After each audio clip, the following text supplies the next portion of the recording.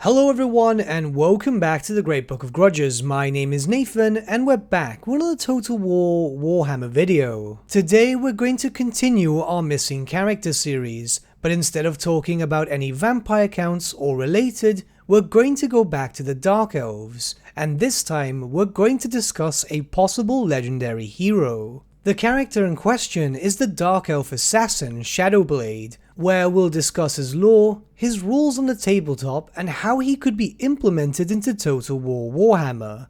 Heads up, yes, he's technically already in the series, but we'll discuss this a little bit later in the video. So without further ado, let's begin. To better introduce this character to those not aware of him, we'll read over his entry into the Warhammer Fantasy Battles 8th edition army book. SHADOWBLADE, the Death that Walks Unseen. SHADOWBLADE is still relatively young, having known less than 2 centuries of Malekith's rule.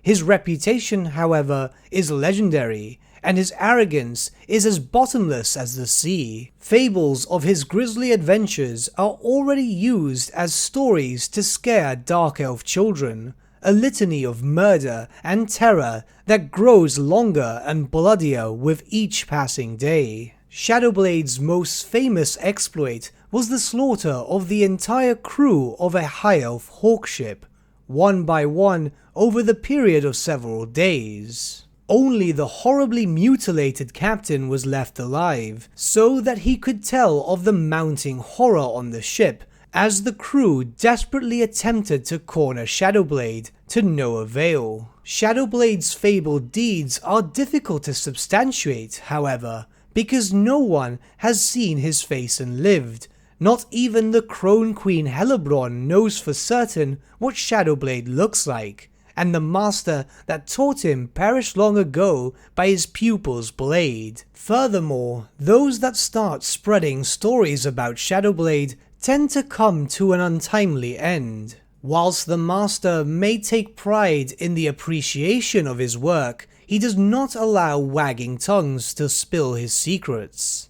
Unlike other assassins, whose loyalties often change at the clink of a purse, SHADOWBLADE reports only to Hellebrand. It is rumoured that she has used him to eliminate a great many of her political opponents. If this is the case, it would seem that only Morathi has so far been left untouched.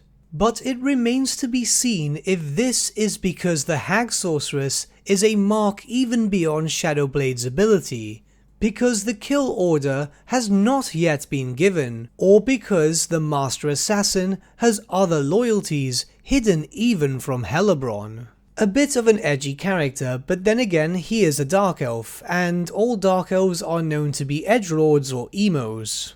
Before we jump into implementation and justification, believe me, there's a reason why I'm making this video. Let's check out his stats on the tabletop and any special rules. SHADOWBLADE is obviously a Dark Elf assassin, meaning that he's very well kitted for melee combat, fast moving, and very high weapon skill with a decent amount of attacks. He wasn't really built to be the strongest character, more of a character killer than anything else, and his special rules kinda attest to that, where of course, as an assassin he has poisoned attacks. His Dance of Doom special rule also gave him a pretty decent ward save, and his Master of Disguise special rule worked rather differently to assassins on the tabletop, where rather than being placed in a unit, he could essentially join other units from other sides of the battlefield without a problem, as until he was revealed in close combat, he was always deemed to be hidden. Think of this as being able to teleport across the battlefield, which would be a bit too much for Total War Warhammer.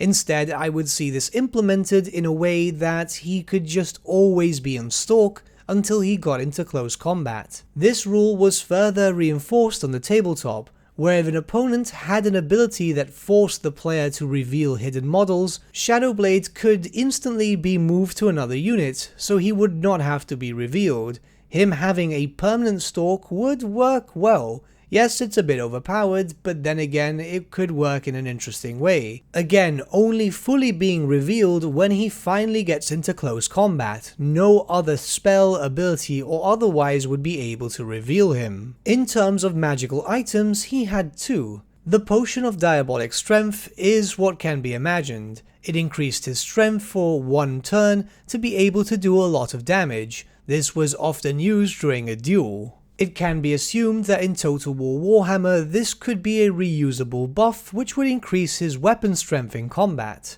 And secondly, we have the Heart of Woe, an enchanted item which goes as follows. If Shadowblade is ever slain, center the small round template over him before removing the model as a casualty. Every model touched by the template immediately suffers a strength 3 hit. Yes, this is pretty much what it sounds like. The character had a bomb strapped to his chest. It dealt moderate damage, strength 3 was pretty average, but it would be very useful if caught against a horde of chaff units. The character itself didn't really have any complex rules, items and so on. Of course, that's why a character such as this would not make a legendary lord, but rather a legendary hero. Now, of course, there are a few things to discuss. Yes, technically Shadowblade is already in Total War Warhammer. He features in some of the Dark Elf cinematics, and that's pretty much it, he's not playable.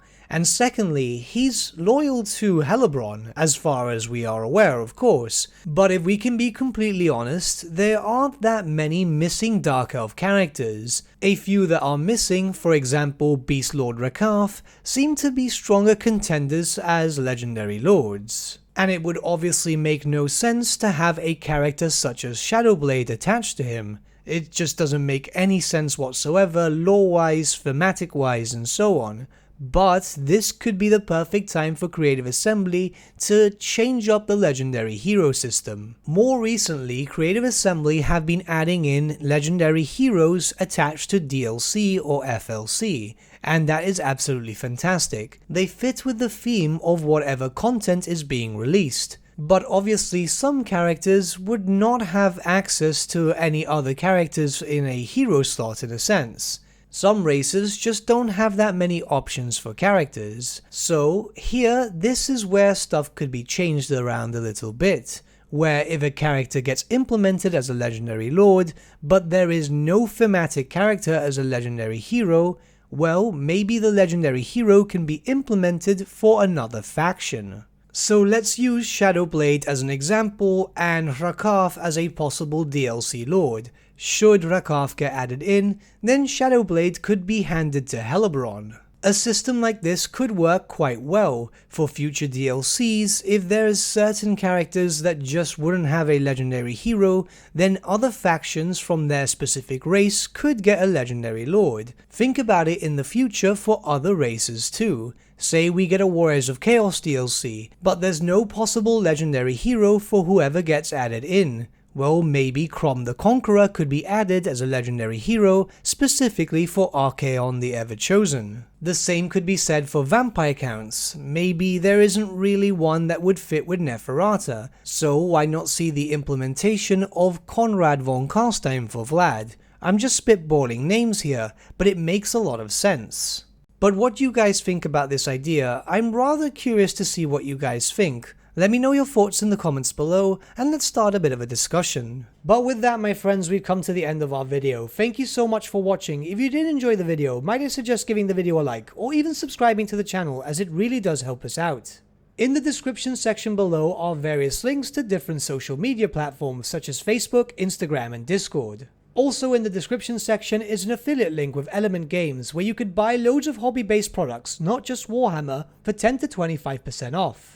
Making a purchase using that link and also our special code, which is also in the description, supports the channel at no extra cost to you, which we think is rather cool. A big thank you to our patrons. Your support means the world to us. It's amazing that people want to help a small channel like us grow and get to a higher level of content. A big thank you to Gibraltar LUSC, Ryan Bertsche, Andrew Prince, and Okro for subscribing to us at our Fane level. You guys are super cool. And a big thank you to Edward Yule, VS Vasan, Aaron Whitman, and Shaggy for subscribing to us at our King level. Honestly, we can't thank you all enough. And lastly, a big thank you to all of you for liking, sharing, and commenting on these videos. Honestly, it's because of you guys that the channel's been growing at such a great pace lately, so we can't thank you all enough. But with that, my friends, thank you so much for watching once again, and we shall see you all again very, very soon. Have a good day.